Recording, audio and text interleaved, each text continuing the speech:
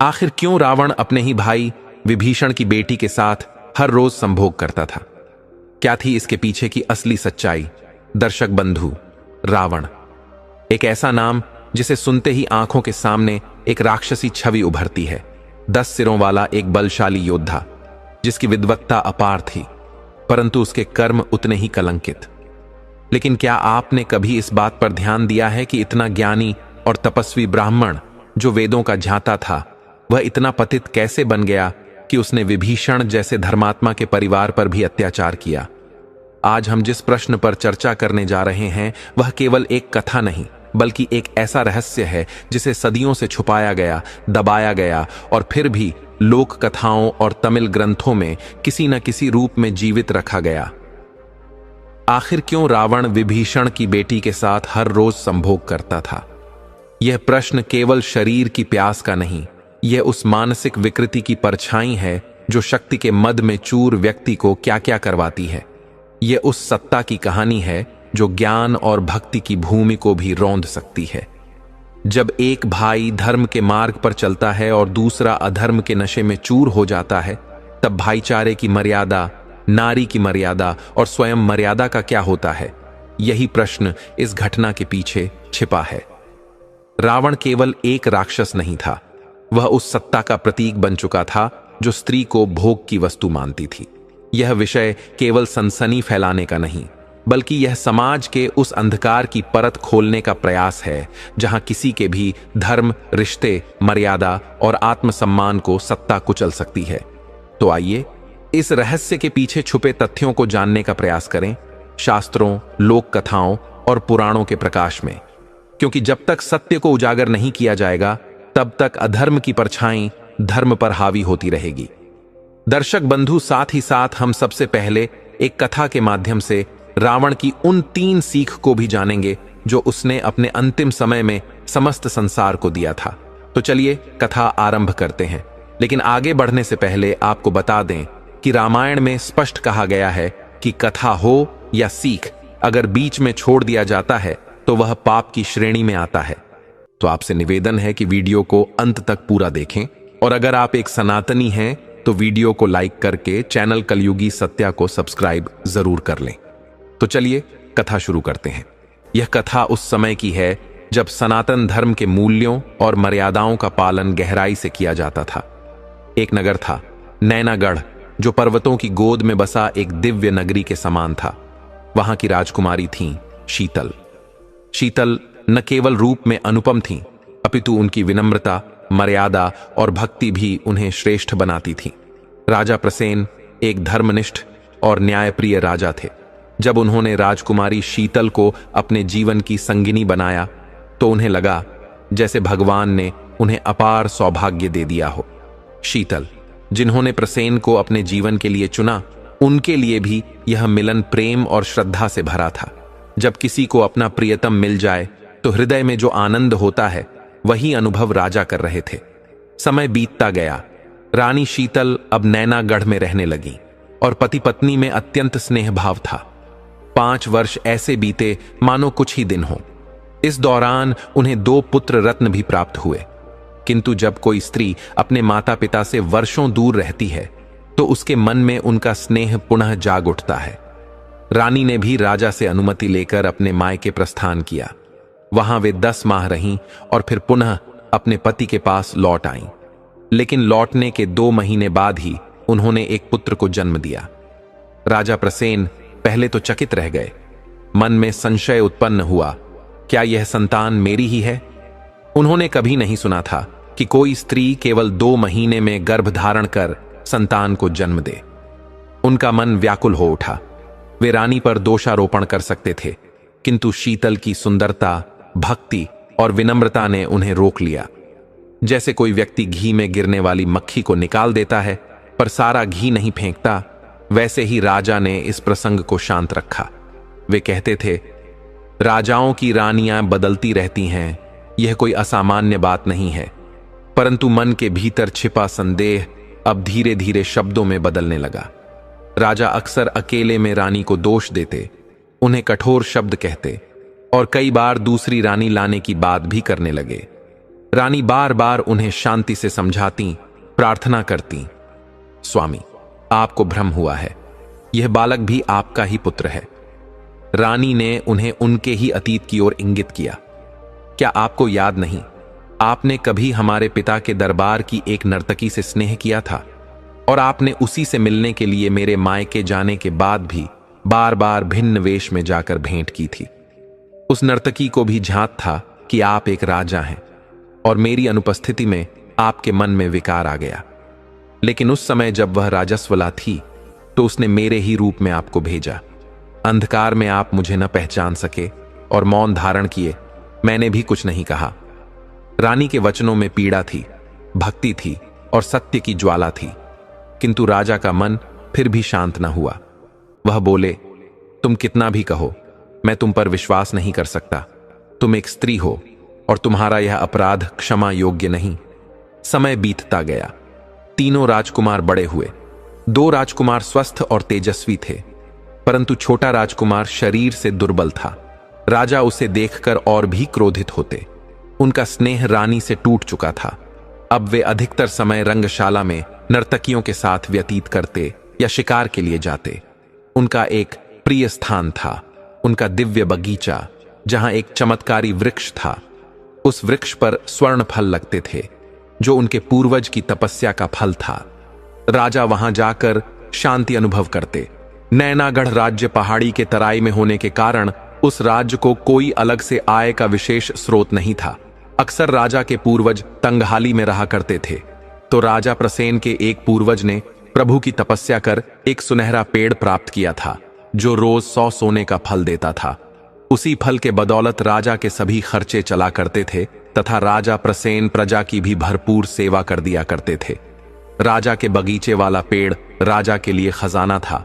वह पूरे राज्य के लिए भगवान का दिया खजाना था। तो राजा प्रसेन ने उस खास सुनहरे पेड़ की सुरक्षा के लिए विशेष तरह की पहरेदारी लगा रखी थी। सैनिक रात दिन प्रभु सेवा भाव से पहरा देते थे। राजा ने अलग से विशेष तरह के सैनिकों की टोली बना रखी थी। वे सैनिक हमेशा पेड़ की निगरानी करते थे। राजा के उस बगीचे में राजा, रानी और उसमें तैनात सैनिकों के अलावा कोई भी अनजान आदमी नहीं जा सकता था। राजा के उस पेड़ की जानकारी भी सार्वजनिक नहीं थी। इस तरह से राजा का कार्य प्रभु कृपा से खुशी खुशी चल रहा था कि अचानक एक दिन एक घटना घट गई। एक पहरेदार भागता हुआ राजा के पास आया और बोला, महाराज, आज गजब हो गया है। उस दिव्य पेड़ के एक फल को किसी ने चुरा लिया है। मैं रोज सुबह उस पेड़ से सोने का फल तोड़ने जाता हूं तो उस पर 100 फल लगे होते हैं, परंतु आज उसमें से एक कम है। लगता है कि उस पेड़ के विषय में किसी और को जानकारी हो गई है। किसी और को उस पेड़ के विषय में खबर लग जाना राज्य के लिए शुभ नहीं है। राजा प्रसेन यह बात सुनकर काफी आश्चर्यचकित हुए। राजा बोले, कौन है वह चोर जो फल चुरा रहा है? कौन अपनी मौत को ललकार रहा है? उसे अपनी जिंदगी से जरा भी मोह नहीं है। उसका पता लगाओ, वैसे चोर को हम कभी माफ नहीं करेंगे। जो राजा के बाग से सोने का फल चोरी करता है, उसे हम तुरंत फांसी पर चढ़ा देंगे। राजा के तीनों राजकुमार दरबार में ही बैठे थे। बड़े राजकुमार ने यह खबर सुनकर पिता से कहा, पिताजी, यदि आज्ञा हो तो मैं आज रात को पहरे पर जाऊं और उस गुस्ताख चोर को पकड़ने का प्रयास करूं, और जैसे ही वह चोर मिले मैं उसे मार डालूं। राजा बोले, अवश्य पुत्र, तुम पहरेदारी पर जरूर जाओ, परंतु चोर को मारना नहीं है। चोर को जिंदा पकड़कर मेरे सामने हाजिर करो। मैं भी तो देखूं कि वह चोर कौन है। हमें पूरी उम्मीद है कि तुम उस चोर को पकड़ पाने में सफल हो जाओगे। बड़ा राजकुमार राजा की आज्ञा पाकर बगीचे में उस पेड़ की सुरक्षा में चला गया और बड़ा राजकुमार रात भर पहरा देता रहा। वह रात भर अपलक खड़े होकर पूरी मुस्तैदी के साथ डटा रहा, परंतु रात भर में कोई भी चोर वहां नहीं आया। राजकुमार ने राहत की सांस ली कि चलो, अच्छा हुआ कि चोर नहीं आया, वरना उसे बहुत प्रताड़ित करने के बाद मैं पिता के पास ले जाता। राजकुमार ने फल तोड़ने वाले से कहा, आज कोई चोर नहीं आया, तुम सोने का फल तोड़ लो और मेरे साथ राज दरबार चलो। फल तोड़ने वाला पहरेदार जब फल तोड़ने गया तो एक फल कम था। राजकुमार की आंखें फटी की फटी रह गईं। वह अपलक पहरा दे रहा था, कोई चोर नहीं आया था। उस पेड़ के पास राजकुमार के सिवा दूसरा कोई पहरेदार भी नहीं था। राजकुमार उदास होकर पहरेदार के साथ राजा के पास गया और बताया, महाराज, मैंने बड़ी मुस्तैदी के साथ रात भर पहरा दिया है। बगीचे में कोई चोर तो दूर की बात, एक चूहा भी नहीं आया। फिर भी एक फल कम हो गया है, तो लगता है कि पेड़ ने ही फल देना कम कर दिया है। राजा बोले, नहीं राजकुमार, वह कोई साधारण पेड़ नहीं है। वह फल देना कम नहीं कर सकता। अवश्य ही कोई खतरनाक चोर है जो तुम सबकी आंखों में धूल झोंक कर फल चुरा रहा है। शायद अब उस पेड़ की रखवाली के लिए मुझे खुद ही जाना पड़ेगा। तभी मंझला राजकुमार बोल पड़ा, पिताजी, आप यह क्या कह रहे हो? एक मामूली चोर को पकड़ने के लिए आप जाएंगे? एक मच्छर को मारने के लिए शेर को बल प्रयोग करना पड़े, यह तो शेर की तौहीन होगी। पिताजी, यदि आपकी आज्ञा हो तो मैं आज की रात पहरेदारी पर जाऊं और उस चोर को बंदी बनाकर ले आऊं। राजा बोले, हां बेटे, तुम्हें अवश्य आज की रात पहरेदारी पर जाना चाहिए। मैं तो भूल ही गया था कि तुम एक बहुत बहादुर राजकुमार हो। राजा का मंझला बेटा भी पहरेदारी के लिए रात में निकल पड़ा।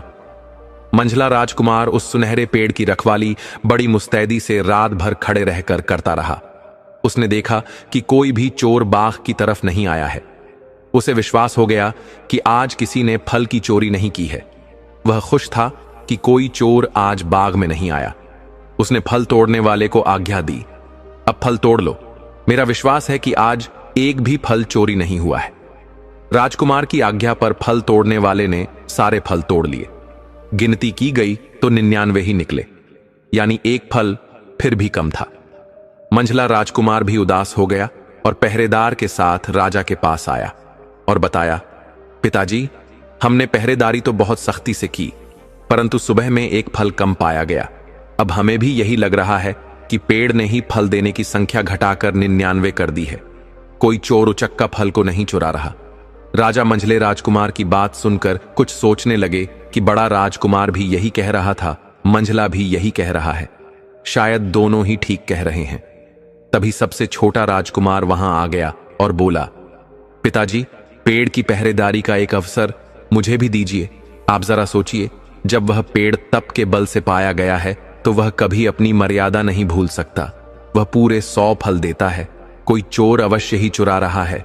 आप मुझे आज्ञा दीजिए तो मैं भी अपनी किस्मत आजमाऊं, शायद उस चोर को पकड़ लूं। राजा छोटे राजकुमार की बात सुनकर भीतर ही भीतर जल उठे और बोले, जब हमारे 2 बहादुर पुत्र उस चोर को पकड़ने में नाकामयाब रहे, तो तू जो मरियल है वहां जाकर क्या कर लेगा? हम तुम्हें वहां भेजकर खुद हंसी का पात्र नहीं बनना चाहते। तुम अभी जाओ यहां से और महारानी यानी अपनी मां की गोद में खेलो। छोटा राजकुमार उदास होकर अपनी मां के पास चला गया और राजा की कही बात बताई तो रानी स्वयं राजा के पास गई। वैसे तो रानी कभी राजा के मामलों में दखल नहीं देती थीं, परंतु राजा द्वारा अपने ही पुत्र के प्रति कही गई व्यंग्य भरी बात ने रानी के हृदय को विचलित कर दिया। वह खुद को रोक नहीं सकी और सीधे दरबार में जाकर बोली, आप छोटे राजकुमार को पहरेदारी पर क्यों नहीं भेजते? आपको तीनों राजकुमारों की प्रतिभा को परखना चाहिए। दरबारियों ने भी रानी की बात का समर्थन किया और बोले, महाराज, रानी जी ठीक कह रही हैं। आप एक धर्मप्रिय राजा हैं। आपको अपने राजकुमारों से समान व्यवहार करना चाहिए। अब राजा दरबारियों से क्या कहते कि मैं छोटे राजकुमार को अपना पुत्र मानता ही नहीं। राजा ने अंततः उसे पहरेदारी पर जाने की आज्ञा दे दी। छोटा राजकुमार राजा की आज्ञा पाकर उस पेड़ के पास गया और रात में पूरी तैयारी के साथ पहरा देने लगा। उसने अपने भाइयों से पहले ही सुन रखा था कि कोई चोर नहीं आ रहा है, तो उसने जमीन की ओर ज्यादा ध्यान नहीं दिया। वह लगातार पेड़ की ओर ही ध्यान लगाए रहा। उसे पूरा विश्वास था कि आकाश मार्ग से ही कोई फल की चोरी कर रहा है। वह सोचने लगा, भूत प्रेत, डाकिनी, डायन या कोई विचित्र पक्षी भी हो सकता है। और फिर आधी रात के समय उसकी शंका सत्य में बदल गई। उसने देखा कि आकाश मार्ग से एक सोने का तोता उड़ता हुआ आया और बहुत ही सरलता से एक सोने का फल तोड़कर उड़ने ही वाला था। तभी राजकुमार ने तुरंत निशाना साधते हुए एक छोटा पत्थर उसकी ओर उछाल दिया। वह पत्थर तोते के पंख से जा लगा और एक सुनहरा पंख टूटकर गिर गया, परंतु तोता एक फल लेकर उड़ने में सफल रहा। राजकुमार ने वह पंख उठाकर अपनी जेब में रख लिया। उसने न कभी सोने के तोते के विषय में सुना था, न ही कभी देखा था, लेकिन आज पहली बार देखा और उसका प्रमाण भी अपने पास रख लिया। प्रातःकाल वह 99 फल लेकर पहरेदार के साथ राजा के पास वापस लौटा और बताया, महाराज, मैंने चोर को देख लिया है। कोई मनुष्य नहीं बल्कि एक तोता है। अफसोस कि उसे पकड़ नहीं सका। वह तोता भी कोई साधारण तोता नहीं, वह तो सोने के पंखों वाला दिव्य तोता है। राजा बोले, क्या बकवास करता है? कहीं सोने का भी तोता होता है? राजकुमार बोला, महाराज, मैं इसका प्रमाण भी साथ लाया हूं। उसने जेब से सोने का पंख निकालकर राजा को दे दिया। राजा आश्चर्यचकित हो देखता रह गया। उसे पहली बार भले ही मन से नहीं, पर दरबारियों के सामने छोटे राजकुमार की प्रशंसा करनी पड़ी। राजा बोले, इतना सुंदर सोने का तोता आखिर रहता कहां है? वह तो हमारे दरबार की शोभा होना चाहिए। यदि वह हमारे बाग तक आता है तो अवश्य हमारे राज्य के किसी वन में ही रहता होगा। राजा प्रसेन ने बड़े राजकुमार को आदेश दिया, तुम जाओ और उस सुनहरे तोते को पकड़कर दरबार में ले आओ। राजा की आज्ञा पाकर बड़ा राजकुमार तोते को ढूंढने जंगल में निकल पड़ा। उसने बहुत प्रयास किया, पर उसे जंगल में कहीं भी वह सुनहरा तोता नहीं दिखा। जंगल में भटकते भटकते और पेड़ों के ऊपर सोने का तोता तलाशते उसे शाम हो गई। तभी सहसा उसे एक मृग दिखाई दिया। उसने सोचा, तोता तो मुझे कहीं मिला नहीं, इस मृग का ही शिकार कर लेता हूं और महल वापस लौटता हूं। अगर खाली हाथ गया तो मेरी तो बेइज्जती हो जाएगी। पिताजी ऐसा सुंदर मृग देखकर बहुत प्रसन्न होंगे। उसने मृग पर बाण चलाने का विचार किया। तभी मृग मनुष्य की तरह बोल पड़ा, राजकुमार, तुम मुझे मारने का विचार छोड़ो और अपने कार्य पर ध्यान दो। तुम्हें जो काम सौंपा गया है उसे पूरा करो। मैं तुम्हें सुनहरे तोते के विषय में जानकारी दे सकता हूं। राजकुमार बोला, तो जल्दी बताओ, मैं तुम्हें नहीं मारूंगा। मृग बोला, यहां से 3 कोस पूर्व जाने पर तुम्हें एक गुफा मिलेगी। उसमें जंगल के वासी नृत्य का आनंद ले रहे होंगे। वे तुम्हारे नगर की प्रसिद्ध सैकड़ों वेश्याओं को अपने मनोरंजन के लिए लाए होंगे। वहां नृत्य के साथ साथ कबाब और सबाब की भी भरपूर व्यवस्था होगी। वहां मदिरा पान भी लगातार चलता रहेगा। राजकुमार बोला, बस अब आगे मुझे कुछ बताने की जरूरत नहीं। मृग बोला, अरे मेरी पूरी बात तो सुन लो। राजकुमार बोला, मुझे अब कुछ नहीं सुनना। मैं तुम्हें अभी मार देता हूं और तुम्हें ले जाकर वनवासियों को दे देता हूं। वे हम पर खुश होंगे और हमारी और भी आवभगत करेंगे। इतना कहकर राजकुमार ने मृग पर तीर चला दिया, परंतु वह मृग वहां से अदृश्य हो गया था। राजकुमार ने बहुत ढूंढा, लेकिन वह मृग कहीं नहीं मिला। जो मूर्ख लोग अपने आप को अत्यंत चतुर मान लेते हैं, वे कभी किसी की पूरी बात नहीं सुनते। राजकुमार खाली हाथ ही गुफा की ओर चल पड़ा। वहां पहुंचकर राजकुमार ने देखा कि मृग ने जैसा कहा था वैसा ही दृश्य वहां उपस्थित था। वहां मदिरा, कबाब और सबाब की भरपूर व्यवस्था थी। कोई किसी को कुछ कहने वाला नहीं था, तो राजकुमार भी उसी में सम्मिलित हो गया। और जब उसने मदिरा पी तो वह अपने पिता राजा के आदेश को भूल गया। वह भूल गया कि वह सुनहरे तोते की खोज के लिए भेजा गया था। अब उसे तो वहीं रहना आनंदमय लगने लगा। उसे सब कुछ बिना मांगे मिल रहा था। सुंदर स्त्रियां अपने हाथों से भोजन करा रही थीं और मधुरता से मंदिरा भी पिला रही थीं। उधर जब 2 दिन बीत गए और बड़े राजकुमार का कोई समाचार न आया तो राजा चिंतित हो गया। राजा ने मंझले राजकुमार से कहा, तुम्हारा बड़ा भाई अब तक नहीं लौटा, जबकि उसे गए हुए 2 दिन हो चुके हैं। अब तुम्हें 2 कार्यों के लिए जंगल जाना चाहिए। पहला, सुनहरे तोते की खोज, और दूसरा, अपने बड़े भाई की खोज। आवश्यकता पड़े तो तुम अपने साथ कुछ सैनिक, मंत्री या सेनापति को भी ले जा सकते हो। चाहो तो 200 या 400 सैनिक भी साथ ले सकते हो। मंझले राजकुमार ने कहा, पिताजी, आप कैसी बात कर रहे हैं? क्या मेरी वीरता पर आपको कोई संदेह है? राजा बोले, नहीं नहीं, मुझे तुम पर पूर्ण विश्वास है। तुम अकेले ही किसी भी बड़ी से बड़ी समस्या का समाधान कर सकते हो। मंझला राजकुमार अपने बड़े भाई और सुनहरे तोते की खोज में निकल पड़ा। उसे भी मार्ग में वही मृग मिला। मृग को देखते ही मंझले राजकुमार ने धनुष उठाया और उसे मारने का प्रयास किया। तभी मृग मनुष्य की भाषा में बोल पड़ा, राजकुमार, मुझे मारकर तुम्हें कुछ प्राप्त नहीं होगा, लेकिन यदि तुम मुझे जीवित रहने दोगे तो मैं तुम्हारे बहुत काम आ सकता हूं। मंझला राजकुमार बोला, बताओ तुम मेरी किस प्रकार सहायता कर सकते हो। तब मृग बोला, सबसे पहले तो मैं तुम्हें सुनहरे तोते की जानकारी देता हूं। यहां से 3 कोस पूरब में एक गुफा है, उसमें वनवासी नृत्य का आनंद ले रहे होंगे। वे तुम्हारे नगर की सैकड़ों सुंदर वेश्याओं को अपने मनोरंजन के लिए वहां लाए होंगे। वहां नृत्य के साथ साथ कबाब और सबाब की व्यवस्था भी भरपूर होगी और वहां निरंतर मदिरा पान चलता रहेगा। मंझला राजकुमार बोला, बस मैं सब समझ गया, अब आगे कुछ बताने की आवश्यकता नहीं है। मृग बोला, राजकुमार, तुम अपने बड़े भाई की तरह भूल मत करो, मेरी बात पूरी सुनो। तुम एक राजकुमार हो, भविष्य में राजा बनोगे। जब प्रजा में विवाद होगा तो तुम्हें न्याय करना पड़ेगा। यदि तुम अधूरी बात सुनोगे तो कैसे न्याय करोगे। मनुष्य को कोई भी कार्य करने से पहले किसी की सलाह पूरी श्रद्धा से और पूरा सुन लेनी चाहिए। मंझला राजकुमार बोला, मुझे तेरे उपदेश सुनने का कोई मन नहीं है, और जो कुछ भी कहना है वो अब किसी और से कहना। मैं तो तुम्हें अब जीवित भी नहीं छोड़ूंगा। उसने मृग पर तीर चलाया, लेकिन तीर छोड़ने से पहले ही मृग अदृश्य हो गया।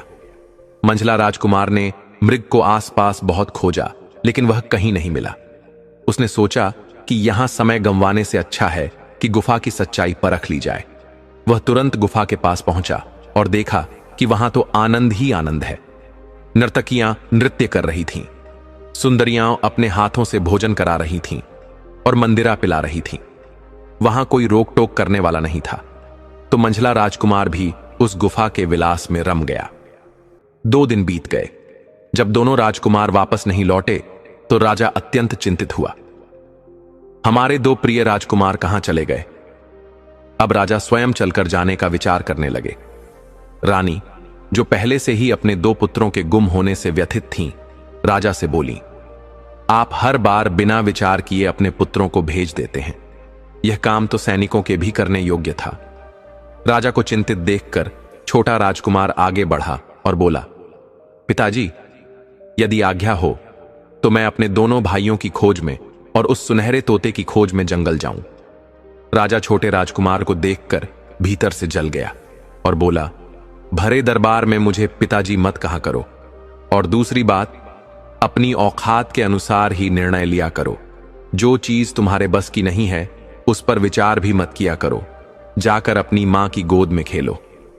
छोटा राजकुमार कोई बच्चा नहीं था, बस थोड़ा दुर्बल था। उसे इस तरह की अपमानजनक बातें बिल्कुल अच्छी नहीं लगीं। वह अपनी मां के पास गया और राजा द्वारा कहे गए अपशब्द सुनाए। रानी, जो अपने छोटे पुत्र से अत्यंत स्नेह करती थीं, जैसा हर मां अपने सबसे छोटे बच्चे से करती है, क्रोधित हो उठीं। रानी जानती थीं कि राजा ने कभी अपने छोटे पुत्र को स्नेह नहीं दिया। उसे पुत्र मानना तो दूर, देखा तक नहीं। रानी ने गुस्से से भरी आंखों से राजा की ओर देखा और सीधे दरबार में जाकर बोली, आपने छोटे राजकुमार को सुनहरे तोते की खोज पर क्यों नहीं भेजा। आप एक धर्मात्मा और न्यायप्रिय राजा हो। मैं नहीं चाहती कि आपके ऊपर किसी प्रकार का दोष या पक्षपात का कलंक लगे।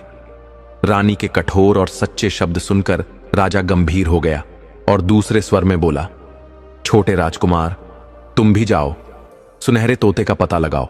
आखिर उस दिव्य तोते की खोज तो सबसे पहले तुमने ही की थी। छोटा राजकुमार सुनहरे तोते की खोज में प्रभु का नाम लेते हुए जंगल की ओर चल पड़ा। जंगल में जाने पर उसे वही दिव्य मृग फिर से दिखाई दिया।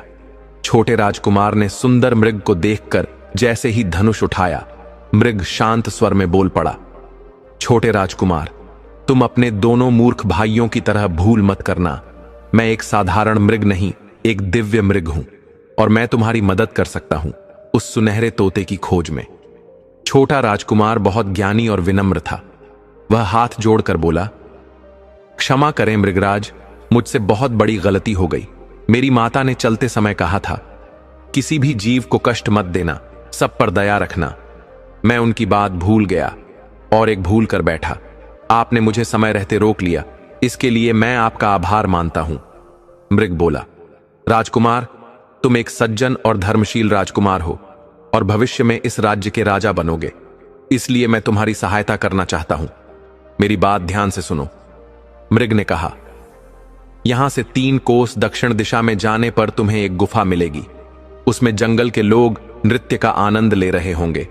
वे तुम्हारे नगर से सैकड़ों सुंदर वेश्याओं को मनोरंजन के लिए लाए होंगे। वहां नृत्य, कबाब, सबाब की व्यवस्था होगी और मदिरा का सेवन भी होता रहेगा। परंतु तुम्हें वहां रुकना नहीं है, न ही उस ओर देखना है। तुम बस आगे बढ़ते जाना। 1 कोस और आगे जाने पर तुम्हें दूसरी गुफा मिलेगी। उसी में प्रवेश करना। गुफा लंबी होगी, पर तुम घबराना नहीं। अंत तक जाकर गुफा के पार पहुंचना।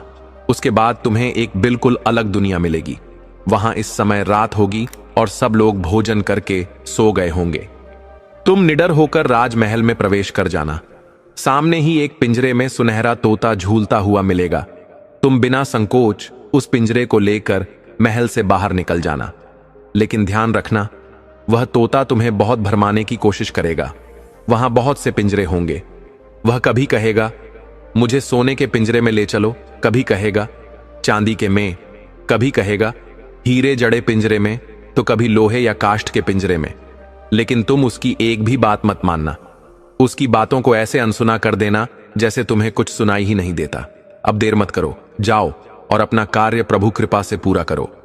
छोटा राजकुमार मृग की बात को श्रद्धा और विश्वास के साथ मानकर आगे बढ़ चला। रास्ते में उसे वही गुफा मिली जहां से नृत्य और मधुर संगीत की आवाजें आ रही थीं। लेकिन उसने उधर एक नजर तक नहीं डाली और मृग की कही बात याद रखते हुए आगे बढ़ गया।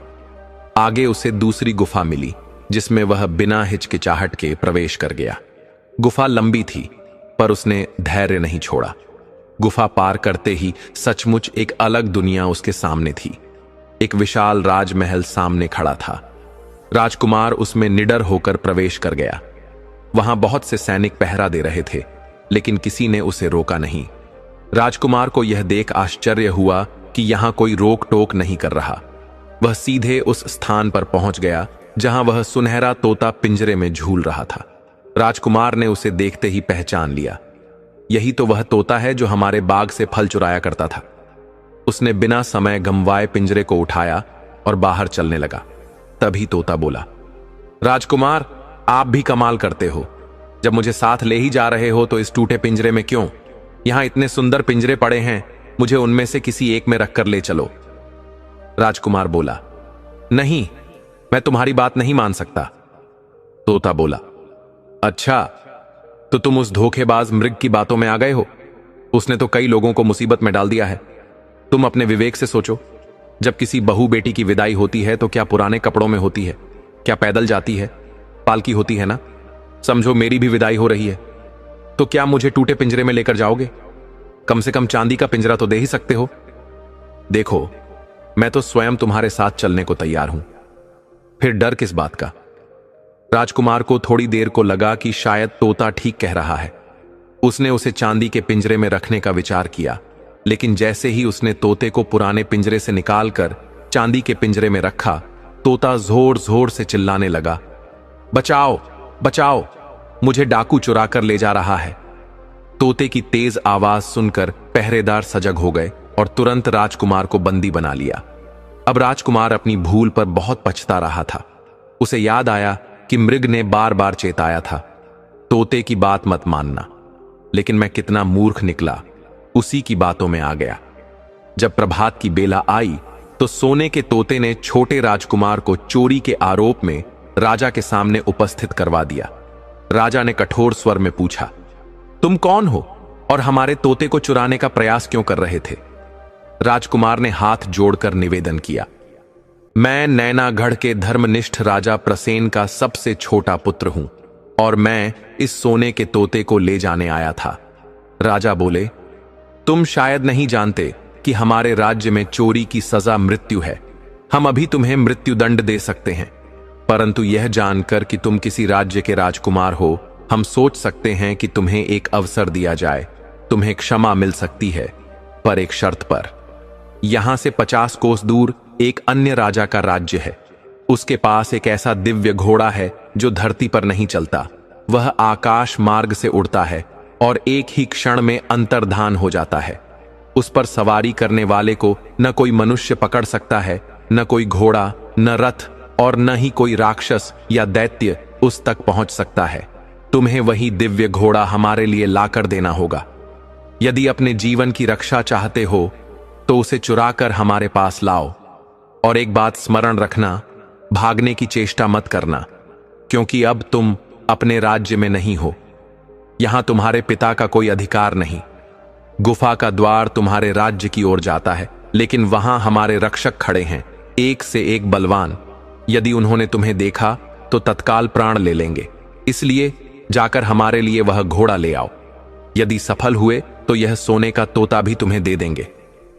राजकुमार हृदय में भय और चिंता लिए उस राजा के कहे अनुसार चल पड़ा, परंतु अब उसके पास आगे की कोई युक्ति नहीं थी। उसने मृग की बात नहीं मानी थी और उसी का परिणाम अब भोग रहा था। चलते चलते मार्ग में उसे फिर वही दिव्य मृग मिला। राजकुमार को आशा की किरण दिखी। उसने मृग को देखा तो हर्षित हुआ, पर मृग की दृष्टि में इस बार करुणा नहीं, क्रोध था।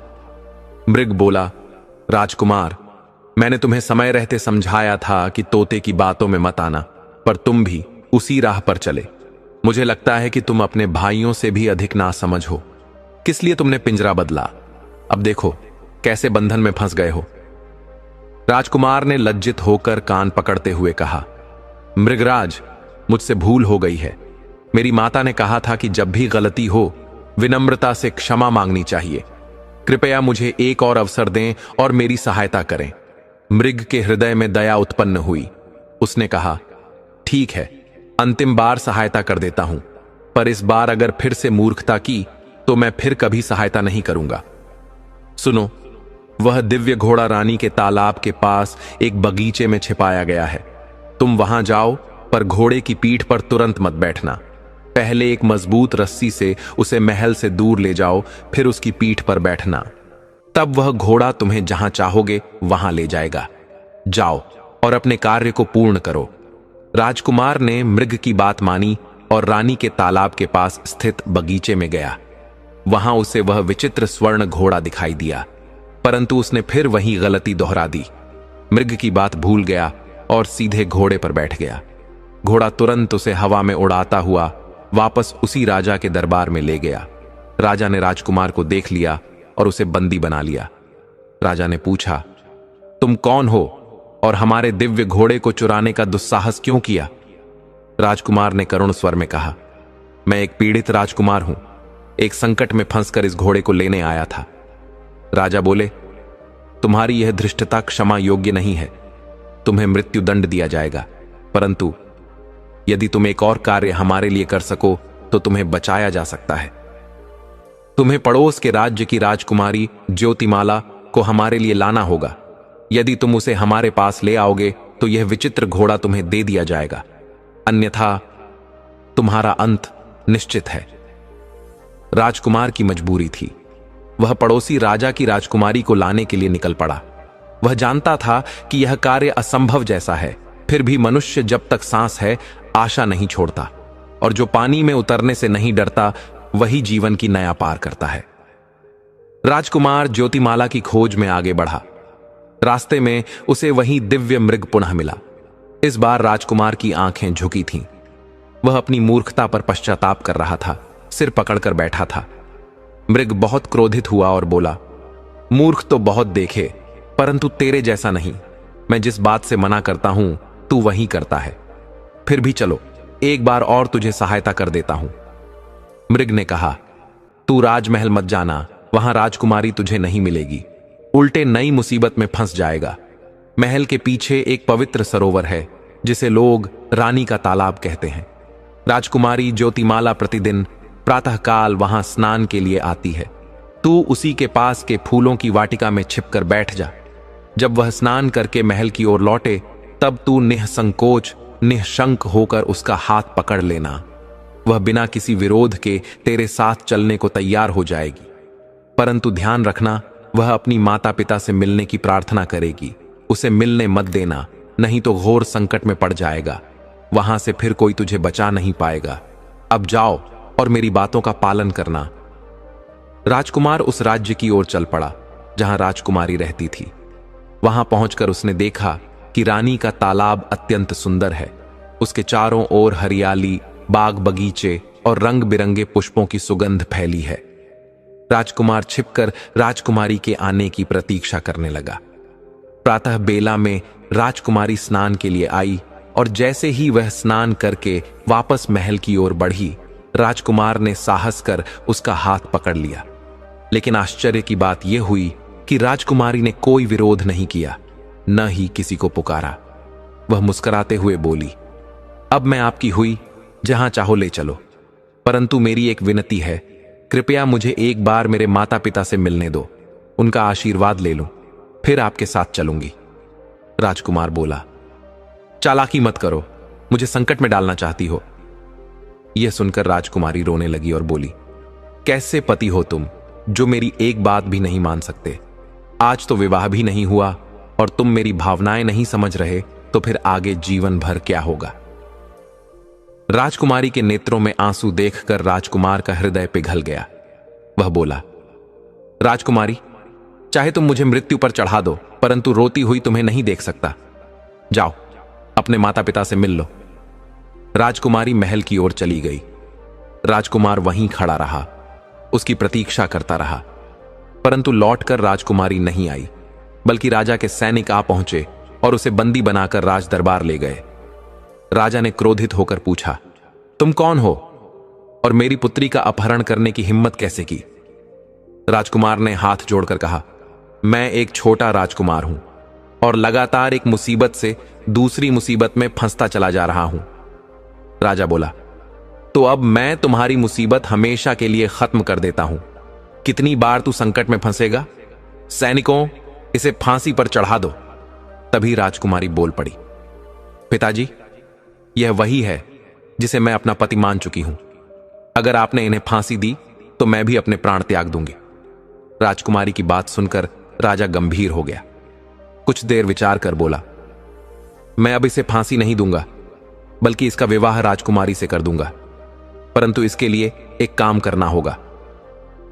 मेरे महल के पीछे एक लोहे का पहाड़ है, जिसकी वजह से हमारे महल में शुद्ध वायु नहीं आ पाती। यदि यह राजकुमार 3 दिन के भीतर उस पहाड़ को हटा दे तो मैं अपनी पुत्री को इसके साथ विदा कर दूंगा। राजकुमार बोला, मैं पूरा प्रयास करूंगा। 2 दिन तक वह लोहे के पहाड़ को हटाने का प्रयत्न करता रहा, लेकिन कोई प्रभाव नहीं पड़ा। तभी वहां दिव्य मृग प्रकट हुआ और बोला, चिंता मत करो मेरे मित्र, अब मैं इसे हटा देता हूं। मृग ने अपने सींग से पहाड़ को छुआ और वह लोहे का पहाड़ पल भर में अदृश्य हो गया। इतना कर वह मृग वहां से चला गया। राजा ने यह अद्भुत चमत्कार देखा तो वह राजकुमार की भक्ति, पुरुषार्थ और सौभाग्य से प्रसन्न हुआ।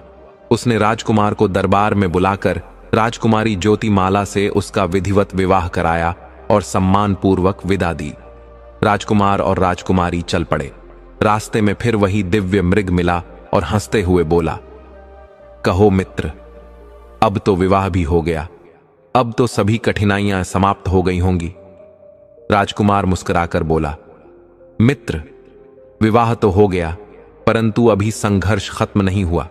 अब इस राजकुमारी को लेकर अगले राजा के पास जाऊंगा, ताकि वहां से वह दिव्य घोड़ा प्राप्त कर सकूं और फिर उस तोते वाले राजा के पास लौटूं। मृग बोला, तुम सच में बहुत भोले हो। अरे, जिससे तुम्हारा विवाह हो चुका है, जो अब तुम्हारी धर्मपत्नी बन चुकी है, उस पर किसी दूसरे की कुदृष्टि पड़े, ये तुम्हें कैसे सहन हो सकता है? और तुम स्वयं कह रहे हो कि उसे किसी और को सौंप दोगे। क्या यह धर्म है? राजकुमार बोला, बस यही तो मेरे मन की दुविधा है। मैं अपनी प्रिय पत्नी को अपने जीते जी किसी को नहीं दे सकता। हे मित्र, अब तुम ही कोई मार्ग बताओ जिससे मैं धर्म की मर्यादा भी न तोड़ूं और संकट से भी मुक्त हो जाऊं। मृग बोला, मार्ग है, पर बुद्धिमानी से चलना होगा। तुम पहले उस घोड़े वाले राजा के पास जाओ और कहो कि मैं तुम्हारे लिए राजकुमारी को लाया हूं, लेकिन जब तक तुम मुझे यंत्र युक्त घोड़ा नहीं दोगे, मैं राजकुमारी को तुम्हें नहीं सौंपूंगा। एक बात ध्यान रखना, राजकुमारी का हाथ पकड़े रहना, उसे कभी मत छोड़ना। यदि एक बार हाथ छूट गया तो वह फिर कभी तुम्हें नहीं मिलेगी। और तुम्हारी अर्धांगिनी किसी अधर्मी राजा की दासी बन जाएगी। अगर वह राजा अपने हाथों से तुम्हें यंत्र दे देता है तो वह घोड़ा फिर उसी की अधीनता में नहीं रहेगा, बल्कि तुम्हारे इशारे पर चलेगा। जब तुम राजकुमारी का हाथ थामे रहोगे तो वह स्वतः तुम्हारे साथ घोड़े पर सवार हो जाएगी और तुम उड़कर वहां से निकल जाना। राजा कुछ नहीं कर पाएगा। फिर जब तुम उस तोते वाले राजा के पास जाओ तो घोड़े से नीचे मत उतरना, वहीं से कहना, पहले मुझे तोता दो। वह विवश होकर तुम्हें तोता दे देगा और तुम पिंजरा लेकर तुरंत उड़ जाना। यह सब कर लेने के बाद मैं तुम्हें गुफा के बाहर मिलूंगा। राजकुमार मृग की बातों के अनुसार उस घोड़े वाले राजा के पास गया। राजा से कहा, महाराज, मैं राजकुमारी ज्योतिमाला को लेकर आया हूं, परंतु जब तक आप मुझे यांत्रिक घोड़ा नहीं देंगे मैं राजकुमारी आपको नहीं दूंगा। राजा तो राजकुमारी को देखकर मुग्ध हो गया। उसे लगा कि अब उसका स्वप्न पूर्ण होने वाला है। उसने बिना सोच विचार किए यंत्रयुक्त घोड़ा राजकुमार को सौंप दिया। राजकुमार तुरंत घोड़े पर सवार हो गया। चूंकि उसका हाथ राजकुमारी के हाथ में था तो वह भी उसी क्षण घोड़े पर बैठ गई। घोड़ा आकाश की ओर उड़ चला। फिर राजकुमार उस तोते वाले राजा के पास गया। उसने कुछ कहे बिना ही सोने के तोते का पिंजरा उठाया और उड़ चला गया। और जैसे ही गुफा से बाहर आया, अब उसके पास तीनों दिव्य वस्तुएं थीं, यांत्रिक घोड़ा, सोने का तोता और धर्मपत्नी राजकुमारी ज्योतिमाला। मृग पहले से उसका इंतजार कर रहा था। राजकुमार ने कहा, हे मित्र, तुमने हमारे लिए क्या कुछ नहीं किया, परंतु मैंने तो तुम्हारे लिए कुछ भी नहीं किया। कहो, मैं तुम्हारे लिए क्या सेवा करूं? मृग बोला, यदि तुम सच में मुझसे प्रसन्न हो तो मेरी गर्दन मेरे शरीर से अलग कर दो। राजकुमार बोला, हे मित्र, यह कहकर मुझे क्यों धूक देना चाहते हो? मैं तो तुम्हारे लिए अपने प्राण तक दे सकता हूं, पर तुम्हें एक खरोंच तक नहीं आने दूंगा। मृग बोला, यदि यह छोटा सा कार्य भी नहीं कर सकते तो अब अपने घर लौट जाओ। अपनी पत्नी का सदा ध्यान रखना, उसे कभी कोई दुख न होने देना। हां, 2 बातें ध्यान से सुनो। पहली, रास्ते में चाहे कोई कितना भी अपना लगे, चाहे वह भाई ही क्यों ना हो, कितना भी संकट में हो, उसकी सहायता मत करना। दूसरी बात, घर लौटते समय किसी कुंभ, भीड़, मेला के पास मत जाना। राजकुमार ने वचन दिया, मैं तुम्हारी हर बात का पालन करूंगा। फिर वह अपनी धर्मपत्नी, यंत्रयुक्त घोड़ा और सोने का तोता लेकर आगे बढ़ा। तभी देखा कि उसके दोनों बड़े भाई वनवासियों द्वारा फांसी पर चढ़ाने के लिए ले जाए जा रहे हैं। राजकुमार वहीं ठिठक गया और देखने लगा। राजकुमारी ज्योतिमाला ने तुरंत उसे याद दिलाया, आपको मृग की कही बात याद है, कृपया यहां मत रुकिए। राजकुमार बोला, राजकुमारी, ये दोनों जो फांसी पर चढ़ने जा रहे हैं मेरे सगे भाई हैं। मैं अपनी आंखों के सामने इन्हें मृत्यु को जाते कैसे देख सकता हूं? और पिताजी ने भी मुझे इन्हीं की खोज में भेजा था। अब आप ही कहो, मैं क्या करूं? राजकुमारी ज्योतिमाला बोली, जब संकट अपने लोगों पर आ पड़े तो उनका साथ देना ही सच्चा धर्म है। आपको अवश्य इनकी सहायता करनी चाहिए। राजकुमार ने जंगल के सरदार से पूछा, हे सरदार, आप इन दोनों को किस अपराध की सजा दे रहे हैं? सरदार बोला, हमने एक उत्सव रखा था जिसमें नर्तकियों को बुलाया गया था। स्वादिष्ट भोजन, व्यंजन और मदिरा की भी पूरी व्यवस्था थी। यह दोनों बिना बुलाए उस आयोजन में पहुंच गए। वहां खूब आनंद लिया, वेश्याओं के साथ रंगरलियाओं मनाई, लेकिन जब भुगतान की बारी आई तो आंखें दिखाने लगे। अब हम इन्हें फांसी देकर इस झगड़े की जड़ को समाप्त कर रहे हैं। राजकुमार बोला, हे सरदार, आपने जो भी व्यय इन पर किया है वह मुझसे ले लीजिए और कृपा करके इन्हें छोड़ दीजिए। सरदार बोला, अगर तुम इन्हें मुक्त कराना चाहते हो तो 1000 स्वर्ण मुद्राएं देनी होंगी, तभी इन्हें छोड़ा जाएगा। राजकुमार बोला, इस समय मेरे पास 1000 स्वर्ण मुद्राएं नहीं हैं, लेकिन मेरी पत्नी के गले में जो हीरे का हार है वह उससे भी अधिक मूल्यवान है। कृपया उसे ही स्वीकार कर लें। सरदार ने करुण स्वर में कहा, राजकुमार, हम आपकी पत्नी का हार नहीं ले सकते। वह हमारी भी बेटी समान है। हम अपनी बेटी बहन के सौभाग्य का चिन्ह नहीं लेते। आप कितने धर्मशील और भले हैं, यह हमें ज्ञात हो गया। हम आपके वचन पर ही इन दोनों को मुक्त कर देते हैं। यदि आप कभी राशि दे पाए तो ठीक, नहीं तो हम समझेंगे कि हमने अपनी बेटी को वरदान दिया है। राजकुमार ने दोनों भाइयों को छुड़ाया और राजमहल के मार्ग पर बढ़ चला। कुछ दूरी पर उन्हें जंगल में एक कुआं दिखाई दिया। दोनों भाइयों ने छोटे राजकुमार से कहा, भैया, हमें बड़ी प्यास लगी है, यदि आप इस कुएं से पानी निकालकर पिला दें तो बहुत कृपा होगी। छोटा राजकुमार अपने भाइयों के भीतर छिपी दुष्टता को नहीं पहचान पाया। उधर राजकुमारी ज्योतिमाला ने अपने पति से बार बार कहा, स्वामी, मृग ने आपको कुएं के पास जाने से रोका था, कृपया वहां मत जाइए। परंतु छोटा राजकुमार पत्नी के संकेत को समझ नहीं सका। वह कुएं के पास गया और पानी निकालने के लिए झुका ही था कि दोनों भाइयों ने उसे कुएं में धकेल दिया। राजकुमारी घबराकर बोली, तुम दोनों ने मेरे पति को कुएं में क्यों गिरा दिया? जिसने तुम्हें फांसी के फंदे से उतारा उसी के साथ विश्वासघात कर दिया। लेकिन दोनों भाई राजकुमारी की बात को अनसुना कर बेहयाई से बोले, अब तुम हमारी पत्नी हो। राजकुमारी ने विरोध किया और अपने को छुड़ाने का भरपूर प्रयास किया। तब बड़ा भाई बोला, नखरे छोड़ो, अब तुम हमारी हो। मंझला भाई बोला, अरे तुम तो बड़ी बड़ी बातें कर रहे हो, जबकि उम्र के अनुसार यह मेरी पत्नी होनी चाहिए। राजकुमारी ज्योतिमाला के लिए दोनों वापस में लड़ने लगे। तभी रास्ते में एक आदमी आता हुआ दिखाई दिया। वह प्यासा था, पानी पीने के लिए कुआं पर जा रहा था। उसने देखा कि स्त्री के लिए दोनों राजकुमार अपनी अपनी तलवारें निकाल लिए हैं और अब लड़ने मरने को तैयार हैं। वह जब दोनों को एक स्त्री के लिए लड़ते झगड़ते देखा तो बोला, अरे काहे लड़ते हो? अरे तुम राजा के राजकुमार हो, स्त्री किसकी पत्नी है, इसका फैसला राजा से जाकर करा लो। राजा तुम्हारे पिता हैं, कोई गलत फैसला थोड़े देंगे। दोनों बोले, ठीक है, हम पिता से ही फैसला करा लेते हैं। दोनों तोता, जादुई घोड़ा और राजकुमारी को लेकर राजमहल पहुंचे तथा राजा से बोले, पिताजी, हमने आपके लिए तोता, यांत्रिक घोड़ा तथा अपने लिए पत्नी लेकर आए हैं। राजा अपने दोनों पुत्रों को देखकर बहुत प्रसन्न हुआ, परंतु राजा बोला, परंतु राजकुमारी तो एक ही लाए हो और कह रहे हो कि पत्नी हमारी है, तो दोनों में से किसकी पत्नी है? दोनों राजकुमार बोले, पिताजी, आपसे यही निर्णय कराने के लिए हम यहां आए हैं कि आप ही तय करें कि यह किसकी पत्नी है। राजा बोला, यह तो राजकुमारी ही तय करेगी कि तुम दोनों में किसे पसंद करती है। राजा ने राजकुमारी से पूछा, बेटी, तुम दोनों में किसे पसंद करती हो? राजकुमारी बोली, मैं पहले से ही शादीशुदा हूं, तो फिर इन दोनों को कैसे पसंद कर सकती हूं? एक विवाहिता स्त्री अपने पति के अलावा और किसी को नहीं पसंद करती। इन दोनों ने मेरे पति के साथ बहुत अन्याय किया है। मेरे पति को कुएं में गिरा दिया है और बलात् मुझे यहां घसीट लाए हैं। इनमें आदमी जरा भी नहीं है, ये दोनों आदमी के रूप में पशु हैं। उधर वह आदमी जो दोनों का झगड़ा छुड़ाया था, पानी पीने कुआं पर गया तो देखा कि एक राजकुमार कुएं में जीवन बचाने के लिए अंतिम प्रयास कर रहा है।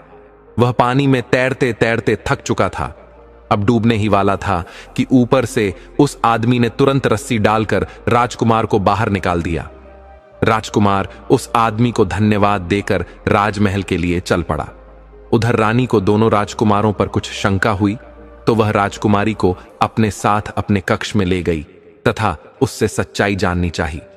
राजकुमारी ने सारा वाकया रानी को बता दिया और बताया, मैं आपके छोटे बेटे की विवाहिता हूं, परंतु ये दोनों कामा ज्येष्ठ मेरे पति को कुएं में ढकेल मुझ पर पत्नी होने का दावा कर रहे हैं।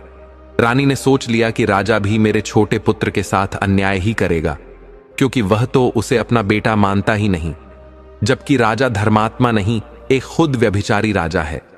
आज भरी दरबार में उसकी सच्चाई उजागर करनी ही होगी। कुछ दिनों से रानी के पिता की राजनर्तकी राजा के रंगशाला में नृत्य को आई थी, तो रानी को सच्चाई उजागर करने का अच्छा मौका मिला। रानी, राजकुमारी और अपने साथ राजनर्तकी को लेकर राज दरबार में आ गई। राजा के दोनों पुत्र राजकुमारी पर अपना अपना दावा कर रहे थे और राजा से तुरंत निर्णय लेने की मांग कर रहे थे। तभी रानी बीच में बोल उठी, राजा कोई धर्मात्मा नहीं है, यह किसी के साथ न्याय कर ही नहीं सकते। राजा बोला, रानी, तुम यह क्या कह रही हो? रानी बोली, मैं वही कह रही हूं जो सत्य है। आपका संबंध इस दरबारी नर्तकी के साथ अनुचित था। फिर आप धर्मात्मा कैसे हुए? और जहां तक छोटे राजकुमार के जन्म की बात है, तो यह नर्तकी ही बताएगी कि उसका जन्म 12 महीने बाद नहीं बल्कि 9वें महीने में हुआ था। राजा आश्चर्य से नर्तकी की ओर देखने लगा। तब नर्तकी बोली, महाराज, रानी हमारे बीच के संबंध को भलीभांति जानती थी।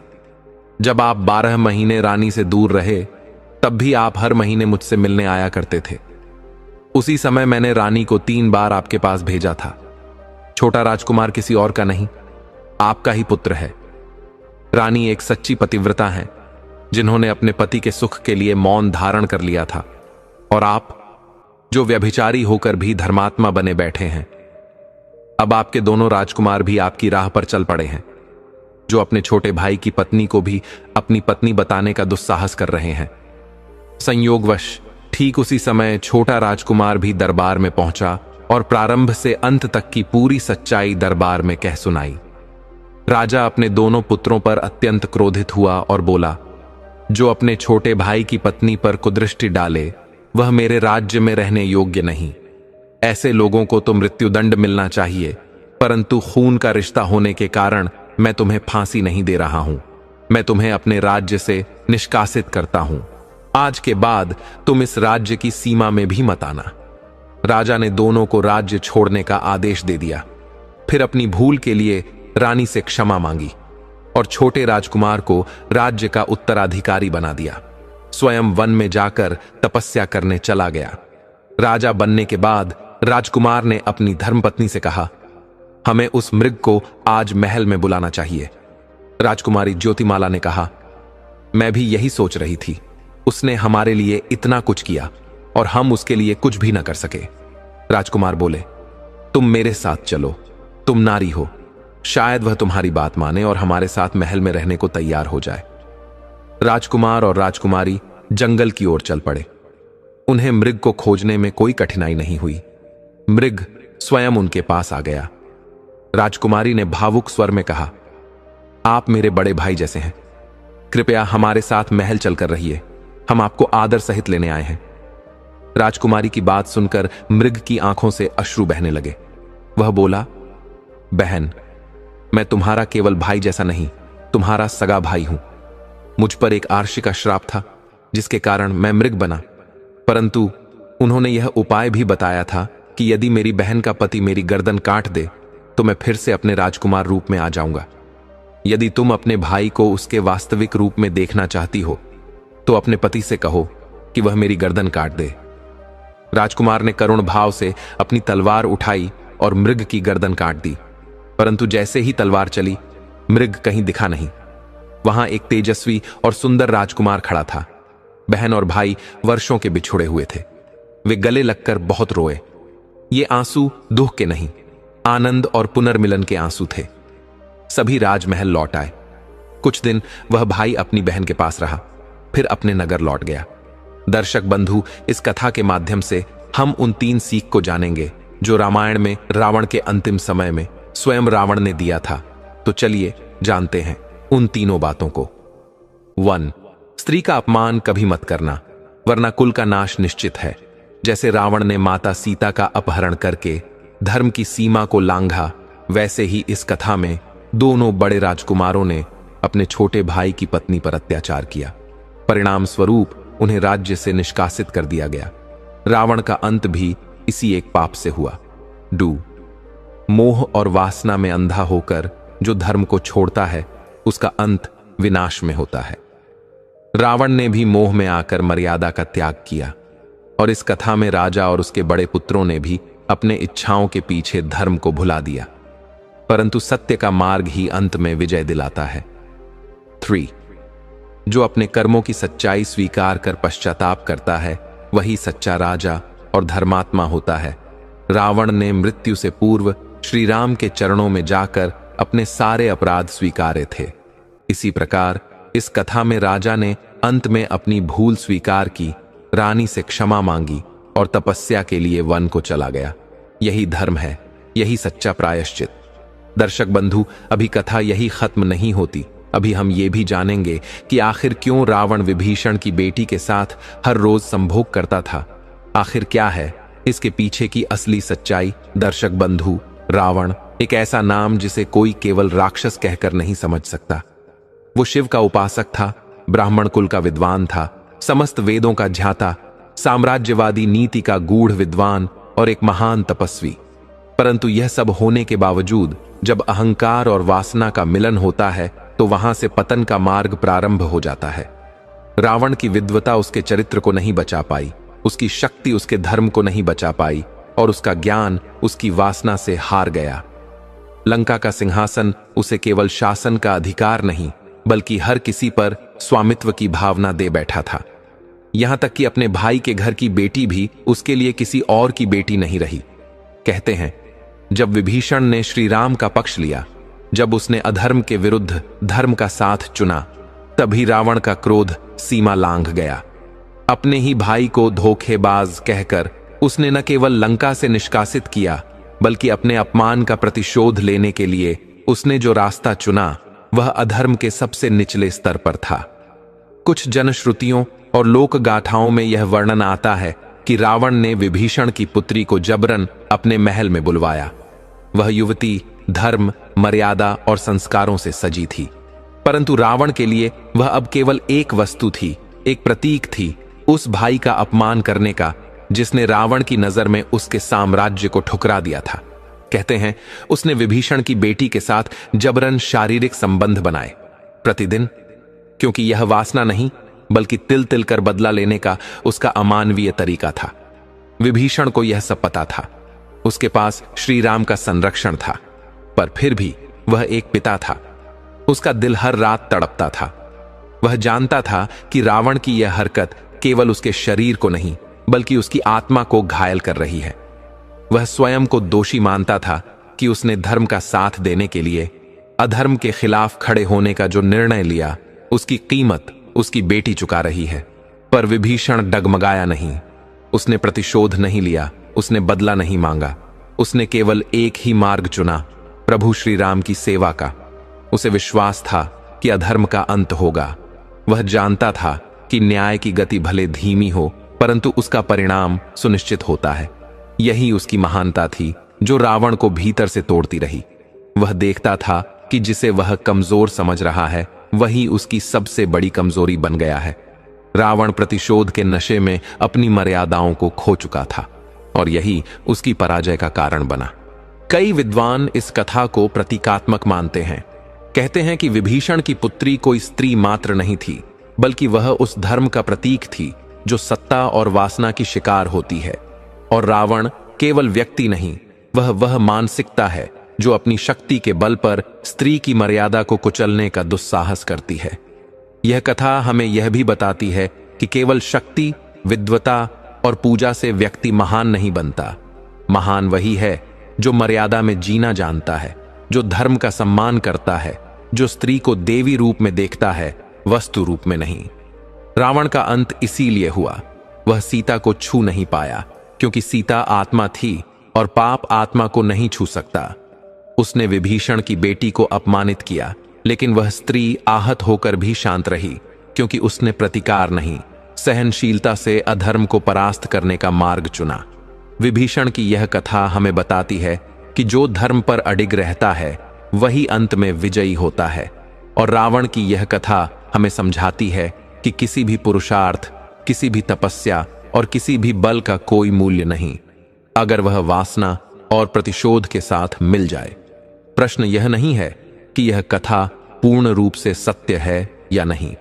प्रश्न यह है कि यह कथा हमें क्या सिखा रही है। यह हमें चेतावनी देती है, सत्ता और ज्ञान के मद में अंधे होकर अगर हमने स्त्री की मर्यादा का अपमान किया, रिश्तों को प्रतिशोध का माध्यम बनाया और धर्म को अपने स्वार्थ से तौला, तो फिर चाहे हम कितना भी विद्वान क्यों ना हो, हम रावण की तरह मिटा दिए जाएंगे। रावण ने भले ही शिव को प्रसन्न किया हो, पर शिव स्वयं नारी के सम्मान के रक्षक हैं और जिसने नारी की मर्यादा तोड़ी वह भस्म हो गया। यह कथा केवल इतिहास नहीं, एक आदर्श है, स्त्रियों के लिए, पुरुषों के लिए और सत्ता में बैठे हर उस व्यक्ति के लिए जिसे लगता है कि वह जो चाहे कर सकता है। यदि आपको इस कथा से सीख मिली हो और आप चाहते हो कि इस तरह की गढ़ रहस्यमयी और हृदय को झोर देने वाली कथाएं आपके जीवन में मार्गदर्शन बने, तो हमारे चैनल कलयुगी सत्या को अब भी सब्सक्राइब करें, ताकि हम हर सप्ताह आपको सत्य, धर्म और आत्मा के निकट ले जाने वाली कहानियां सुनाते रहें।